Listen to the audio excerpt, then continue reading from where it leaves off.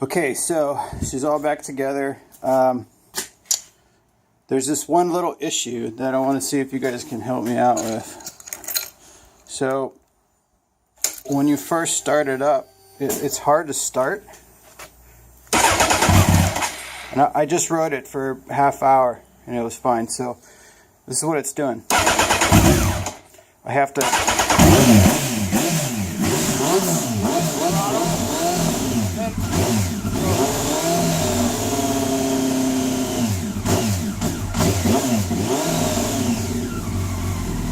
and then all of a sudden it just hits this spot and it idles fine, but hot or cold it's doing the same thing.